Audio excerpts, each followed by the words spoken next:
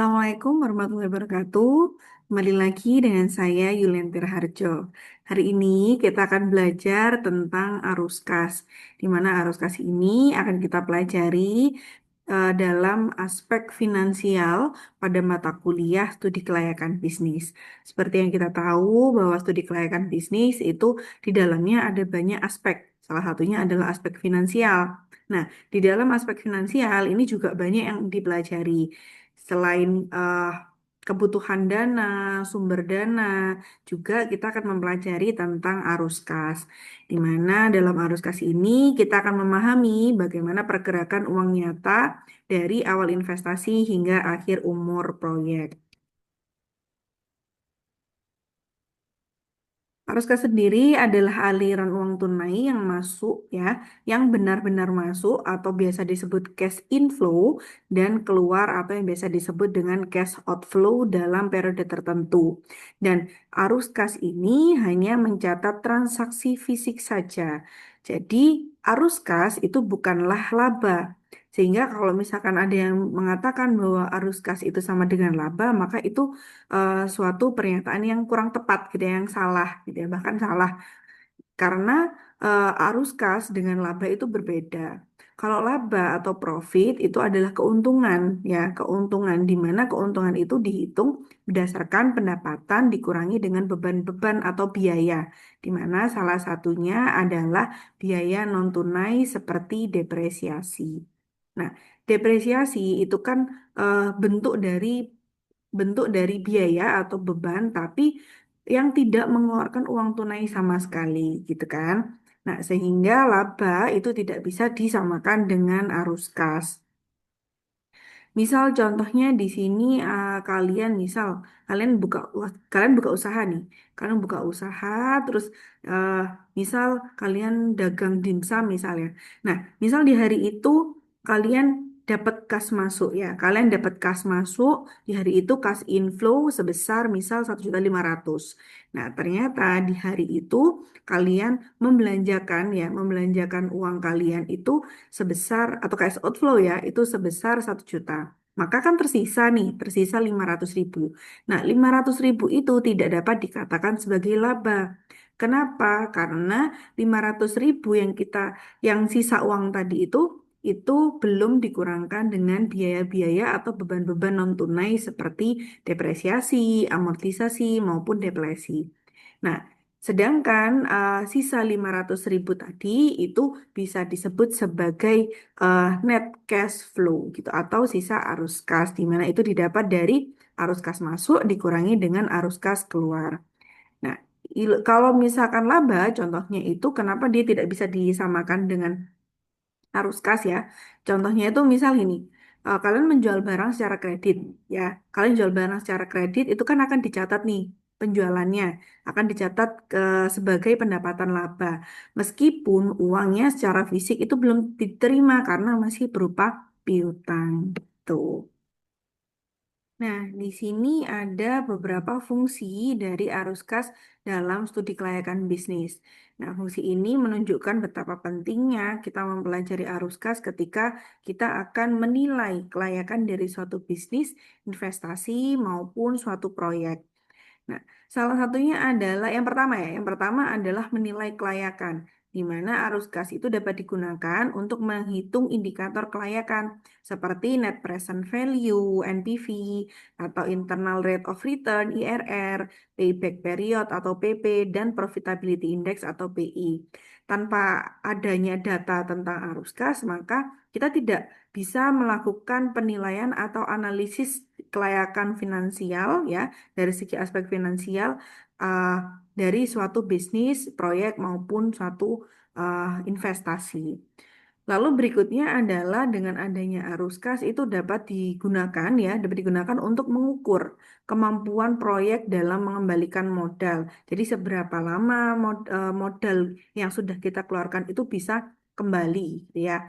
Nah, arus kas dapat membantu mengetahui apakah proyek mampu mengembalikan dana investasi awal dan kapan modal itu akan kembali. Lalu berikutnya adalah dengan adanya arus kas, kita bisa menilai likuiditas usaha. Arus kas akan memperlihatkan ya, akan menunjukkan apakah suatu bisnis itu memiliki cukup uang tunai untuk membayar misal seperti gaji karyawan, biaya operasional, cicilan pinjaman, pajak, pembelian bahan baku, dan lain-lainnya. Terus selain itu dengan adanya arus kas juga dapat berfungsi untuk membantu perencanaan keuangan usaha. Sehingga kalau ada arus kas itu dapat digunakan untuk memprediksi berapa sih kebutuhan modal kerja. Terus selain itu bagaimana dengan potensi kekurangan dana, ada kemungkinan kekurangan dana atau tidak. Terus strategi pendanaan tambahan itu kira-kira diperlukan atau tidak.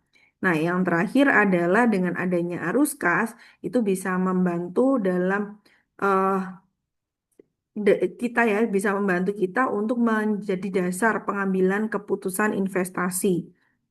Jadi investor kita sebagai investor itu akan mempertimbangkan arus kas untuk memutuskan apakah suatu proyek itu layak untuk didanai atau tidak. Apakah suatu bisnis itu layak untuk diteruskan atau tidak. Seperti itu. Nah, di sini ada tiga jenis ya, tiga jenis arus kas yang berkaitan dalam suatu usaha. Yang pertama ada initial cash flow, ya. Yang kedua ada operating cash flow. Yang ketiga ada terminal cash flow, di mana initial cash flow ini biasanya adalah eh, cash flow atau arus kas yang terjadi sebelum usaha itu atau proyek itu dijalankan atau beroperasi. Maka di sini biasanya dia adalah tahun ke-0 gitu ya, sebelum dimulai. Biasanya ini fase pada saat penanaman modal awal, sehingga banyak uang yang keluar dibanding uang yang masuk. Lalu operating cash flow ini adalah arus kas ya, baik itu arus kas masuk atau arus kas keluar ya. Ketika usaha atau proyek atau bisnis itu sudah berjalan. Maka di sini biasanya dia adalah tahun ke 1 sampai ke N. N ini berarti sampai sampai kapan gitu ya, sampai kapan proyek itu berjalan gitu. Terus sedangkan kalau terminal cash flow ini adalah arus kas pada saat akhir proyek. Jadi ketika suatu bisnis itu sudah ditutup, ketika suatu proyek itu sudah selesai, maka eh, kita dapat memanen sisa asetnya. Biasanya kan kalau misal kita punya usaha terus habis gitu usahanya sudah berhenti, sudah tidak dilanjutkan lagi, biasanya kan kita masih punya aset-aset yang itu masih bisa dijual. Terus kita juga masih punya pelunasan dari hutang-hutang eh, hutang-hutang pelanggan kita gitu kan. Nah, itu namanya terminal cash flow. Oke, kita akan membahas detail dari masing-masing jenis dari arus kas ini. Oke, yang pertama ada eh, initial cash flow, di mana initial cash flow itu adalah arus kas yang terjadi pada awal proyek atau tahun ke-0 berupa pengeluaran investasi awal untuk memulai usaha. Initial cash flow sendiri umumnya bernilai negatif karena merupakan biaya yang dikeluarkan sebelum usaha tersebut berjalan. Biasanya kan kalau misal nih kalian punya rencana ingin membuka bisnis dimsum, jual dimsum gitu ya. Nah, di awal sebelum menjalankan usaha itu kan biasanya kita akan berinvestasi dulu. Kita akan membeli kompor, kita akan membeli misal apa? Kita akan menyewa bangunan, misal kalau diperlukan, kita akan membeli peralatan-peralatan yang dibutuhkan. Nah, maka secara umum ya, biasanya dia nilainya akan bernilai negatif karena banyak uang yang keluar, eh, banyak uang yang keluar dibanding uang yang masuk. Bahkan mungkin belum ada uang yang masuk gitu ya, selain modal dari pemilik. Nah, dalam initial cash flow sendiri itu dibagi menjadi tiga. Ada investasi aktifat, bukan dibagi menjadi tiga, tapi komponen ya. Komponen dalam penyusun initial cash flow itu ada tiga. Ada investasi aktiva tetap, ada biaya praoperasi, dan modal kerja awal.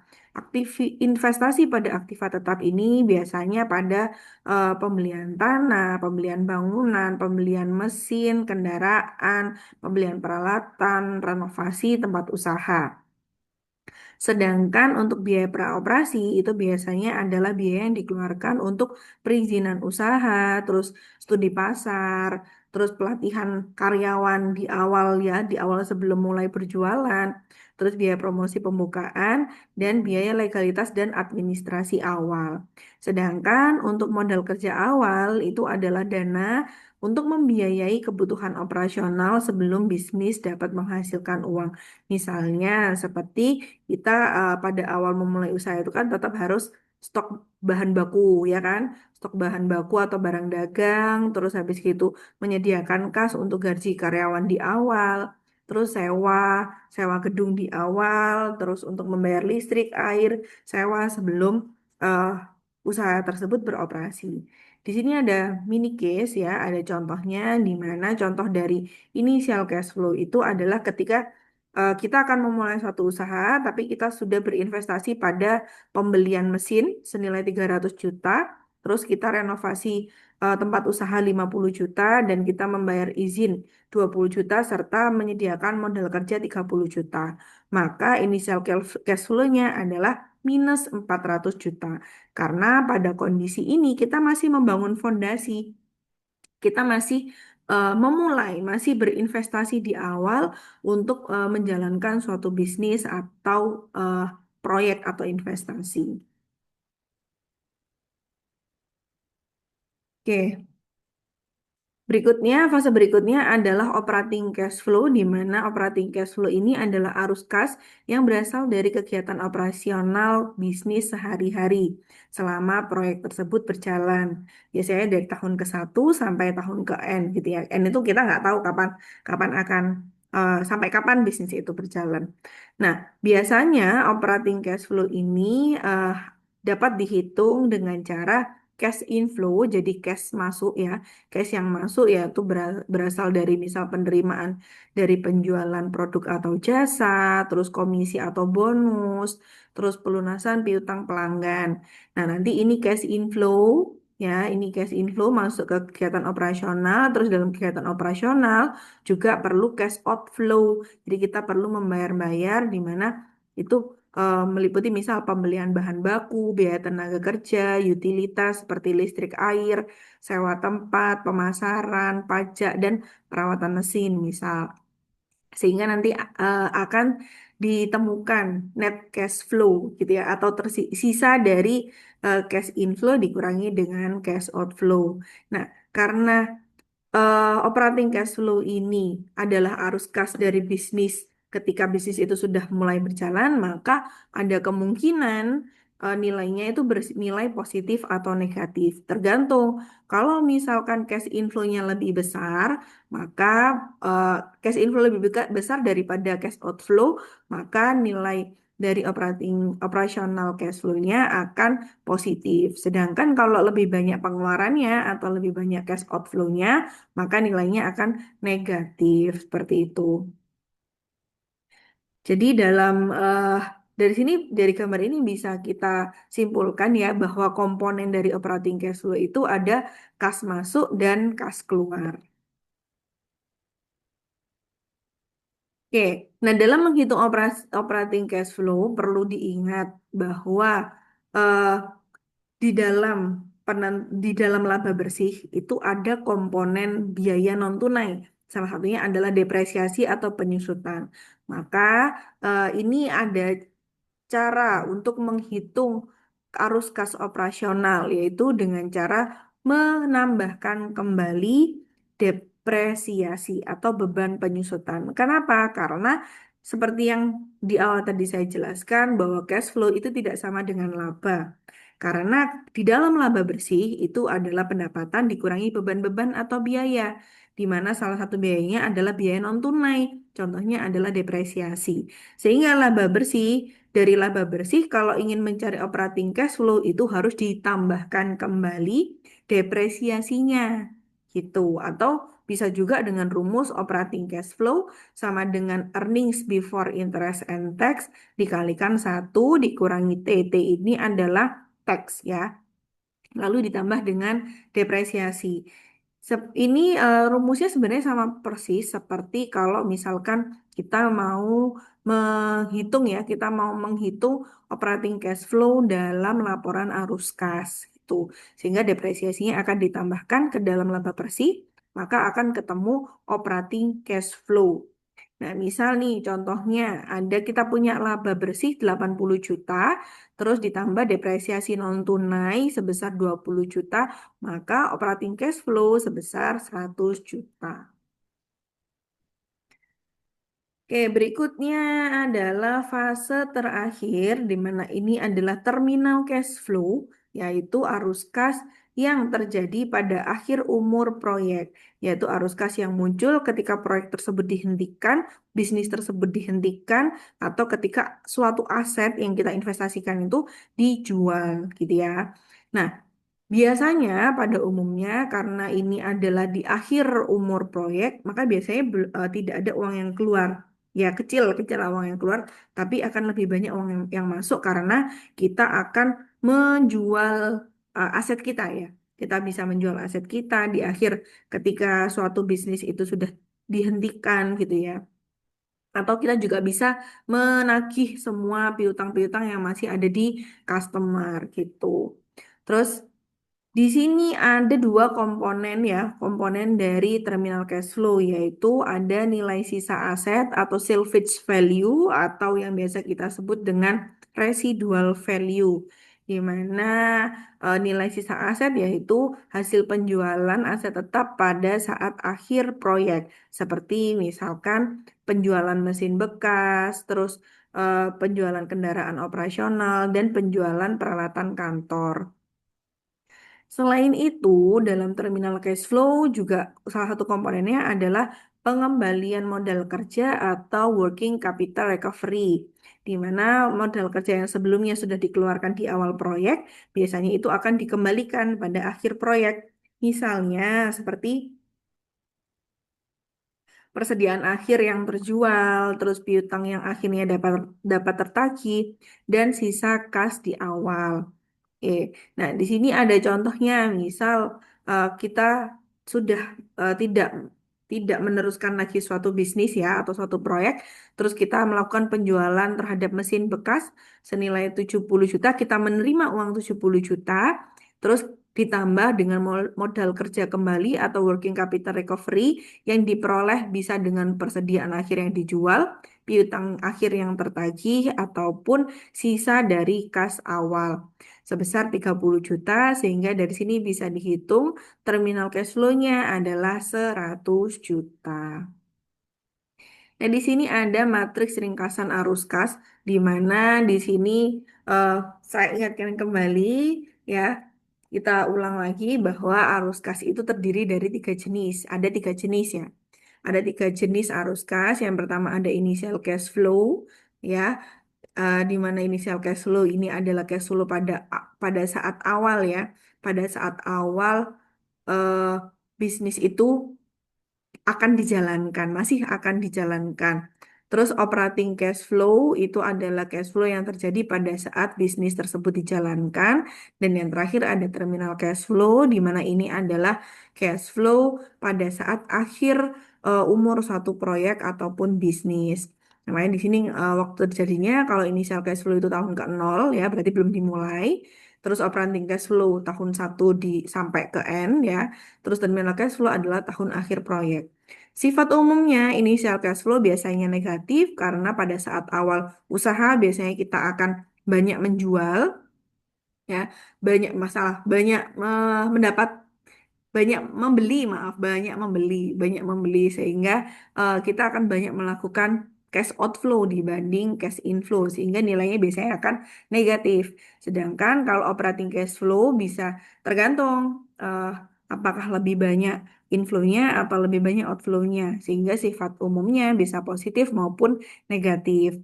Lalu terminal cash flow-nya ini karena dia di akhir tahun proyek biasanya tidak ada pengeluaran, tapi kita akan mendapatkan banyak pemasukan karena kita menjual, misal seperti menjual kendaraan operasional, menjual mesin-mesin, dan kita juga bisa menerima pengembalian dari piutang-piutang yang ada di customer. Itu. Nah, ini adalah komponennya. Kalau initial cash flow ada investasi aset, biaya awal, dan modal kerja awal. Sedangkan operating cash flow itu adalah hasil penjualan dikurangi dengan biaya operasional sehari-hari. Lalu terminal cash flow biasanya komponennya adalah nilai jual aset sisa atau salvage value atau residual value ditambah dengan pengembalian modal kerja atau working capital recovery. Perlu diingat dalam operating cash flow itu ada rumus bahwa laba bersih ditambah dengan penyusutan. Jadi penyusutan harus dikembalikan ke dalam laba bersih sehingga itu akan menjadi operating cash flow. Sekian penjelasan dari saya terkait arus kas dalam aspek finansial pada mata kuliah studi kelayakan bisnis. Semoga informasi yang saya sampaikan dapat menambah wawasan kalian, dapat menambah pemahaman kalian. Sampai jumpa di lain video. Terima kasih. Wassalamualaikum warahmatullahi wabarakatuh.